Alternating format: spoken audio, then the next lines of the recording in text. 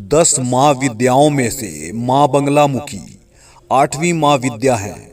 माँ बगलामुखी को सौंदर्य मंत्र और साधना की देवी भी बोलते हैं। माँ बगलामुखी के अलौकिक सौंदर्य के कारण इन्हें बगलामुखी नाम से सुशोभित किया गया है। माँ बगलामुखी को माँ पीताम्बरी देवी भी कहा जाता है।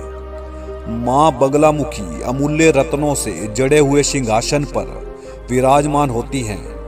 पीले वस्त्र, पीले फूलों की माला और पीले आभूषण ही शरीर पर धारण करती हैं। माँ बगलामुखी रत्नों से जड़े रथ पर सवार होकर शत्रुओं का नाश करती हैं। माँ बगलामुखी हमेशा हाथ में गदा उठाए शत्रु को जीवा से पकड़कर उसे दंड देती हैं। माँ बगलामुखी दैत्यों को मारकर उनके शरीर को ही अपना आसन बनाकर बैठती हैं। मनोहर और मन मुस्कान वाली माँ बगलामुखी वाक शक्ति लेने वाली देवी के रूप में भी जानी जाती हैं, जो कि दैत्यों की जीवा खींचकर उन्हें अपनी गदा से मृत्यु लोक पहुंचाती है।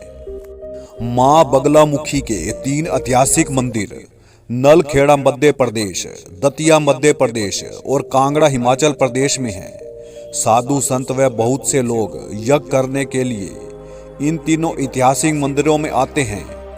युद्ध में विजय दिलाने और शत्रुओं का नाश करने के लिए माँ बगलामुखी जानी जाती हैं। माँ बगलामुखी की शक्ति का वर्णन इस कथा में है कि अगर माँ बगलामुखी भगवान विष्णु को रावण पुत्र मेघनाद द्वारा भगवान राम पर विजय प्राप्त करने के लिए अपने ही यज्ञ को तहस नहस करने के लिए ना कहती, तो भगवान राम का रावण से युद्ध जीतना बहुत कठिन था। क्योंकि अगर यज्ञ पूर्ण हो जाता तो माँ बगलामुखी अपने ही रूपों माँ काली, माँ तारा देवी व अन्य देवियों की सहायता से बड़ी आसानी से युद्ध का रुख रावण की तरफ मोड़ देती। ये बात प्रभु राम भी अच्छी तरह जानते थे। तभी भगवान विष्णु के कहने पर भगवान राम ने पल भर की भी देरी न करते हुए हनुमान और अंगद को यज्ञ को तहस नहस करने भेजा, जिन्होंने सूक्ष्म रूप धर के उसी गुप्त स्थान जहां यज्ञ चल रहा था उसे तहस नहस कर दिया। इस प्रकार मां बगलामुखी ने गुप्त रूप से भगवान राम की सहायता भी की थी। शत्रुओं का नाश करने के लिए महाभारत युद्ध में समय भगवान श्री कृष्ण ने पांडवों को नलखेड़ा मध्य प्रदेश जाकर माँ बगलामुखी का यज्ञ करने का आदेश दिया था और उन्हें माँ बगलामुखी की पूजा अर्चना व आशीर्वाद लेने के लिए कहा था। पांडवों द्वारा यज्ञ करने पर उन्हें भय से मुक्ति व वाक सिद्धि का वरदान प्राप्त हुआ था। वाक सिद्धि के वरदान ने ही पांडवों की कौरवों पर विजय दिलवाई थी। दुर्योधन जब द्वारका में महाभारत युद्ध के लिए भगवान कृष्ण से युद्ध में उसका साथ देने की प्रार्थना करने पहुंचा, तब सबसे पहले भगवान कृष्ण ने दुर्योधन से पूछा कि बताओ क्या मांगते हो, परंतु मेरी एक शर्त है कि मैं युद्ध में शस्त्र नहीं उठाऊंगा, परंतु मेरी सेना युद्ध लड़ेगी। तुम मेरे व मेरी सेना में से एक को मांग सकते हो, क्योंकि अर्जुन भी मुझसे सहायता मांगने आया हुआ है। उस समय माँ बगलामुखी का वरदान अर्जुन के काम आया, क्योंकि वाक सिद्धि का वरदान पांडव माँ बगलामुखी से प्राप्त कर चुके थे। दुर्योधन ने सोचा, जिसने युद्ध में शस्त्र ही नहीं उठाने वह क्या युद्ध करेगा। फौरन से भगवान कृष्ण की नारायणी सेना दुर्योधन ने मांग ली।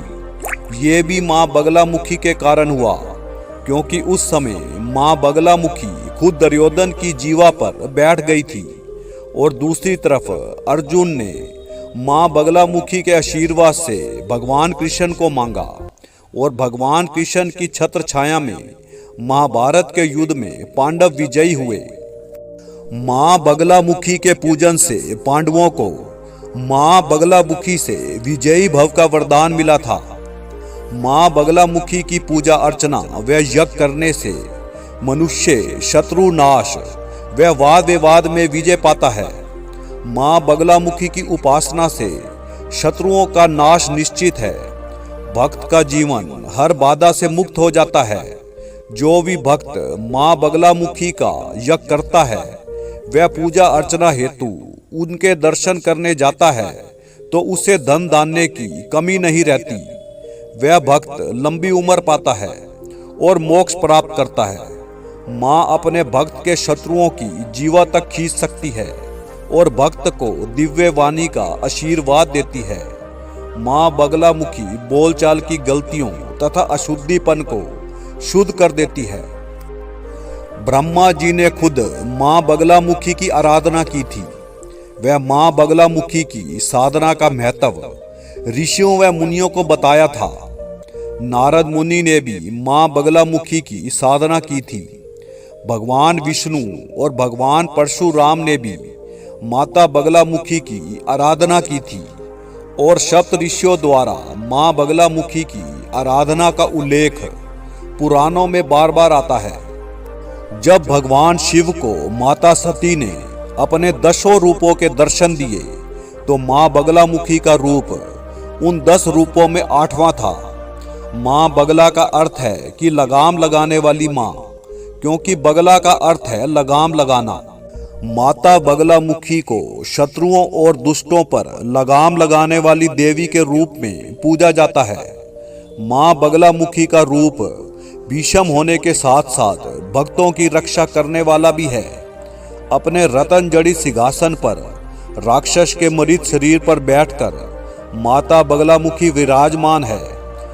3 नेत्रों वाली माँ बगलामुखी ने एक हाथ में गदा और दूसरे हाथ में राक्षस की जीभ पकड़ी हुई है। नलखेड़ा मध्य प्रदेश में अपने शत्रुओं पर विजय पाने व उनका नाश करने के लिए अब भी बहुत से लोग यज्ञ करने माँ बगलामुखी मंदिर में आते हैं। माता बगलामुखी का यज्ञ करने के बाद मनुष्य में शत्रुओं का नाश करने व खुद को नछावर तक करने की प्रकृति पैदा हो जाती है। माँ बगलामुखी को स्तंभन देवी भी कहा जाता है, क्योंकि माँ बगलामुखी अपने भक्तों के शत्रुओं को अपंग तक बना देती है। इसलिए शत्रुओं से मुक्ति पाने, विपत्ति को समाप्त करने, वाद विवाद पर विजय पाने के लिए माँ बगलामुखी की विशेष पूजा अर्चना की जाती है और उन्हें प्रसन्न किया जाता है। माँ बगलामुखी की मुख्य पूजा गुप्त नवरात्रों में की जाती है। माँ बगलामुखी वाक शुद्धि भी करती है। वाणी का ठीक उच्चारण ना होना, हकलाना, तुतलाना माँ बगलामुखी के आशीर्वाद से ठीक हो जाता है। माँ बगलामुखी के दर्शनों मात्र से व्यक्ति का अहंकार नष्ट होता है और उसके शत्रुओं का नाश होता है। बड़ी से बड़ी शत्रु बाधा, जीवन मरण और वाद विवाद में विजय प्राप्त होती है। माता बगलामुखी का मंत्र उच्चारण बिल्कुल शुद्ध होना चाहिए। इसके लिए अनुभवी पंडित या विद्वान की निगरानी आवश्यक है। मंत्र का गलत उच्चारण बिल्कुल नहीं करना चाहिए। माँ बगलामुखी की ये कथा व महिमा वह लोग अवश्य हर रोज किसी भी समय सुने जिनमें वाणी दोष, हकलाना व तुतलाना की आदत है। माँ बगलामुखी की कथा व महिमा सुनने से व्यक्ति का वाणी उच्चारण, हकलाना, तुतलाना माँ बगलामुखी के आशीर्वाद से बिल्कुल ठीक हो जाता है। तभी माँ बगलामुखी को वाक की देवी भी कहते हैं। माता बगलामुखी की कथा व महिमा सुनने के बाद ये प्रार्थना जरूर करनी चाहिए। माँ बगलामुखी, मैं और मेरा परिवार हाथ जोड़कर आपसे प्रार्थना करता है कि अपनी दया और आशीर्वाद का हाथ मेरे और मेरे परिवार पर रखें। जिस प्रकार आपने भगवान श्री राम व पांडव पुत्रों की रक्षा की थी, उसी प्रकार आप स्नेह और दया का हाथ मेरे और मेरे परिवार पर रखते हुए मेरे और मेरे परिवार की रक्षा करें।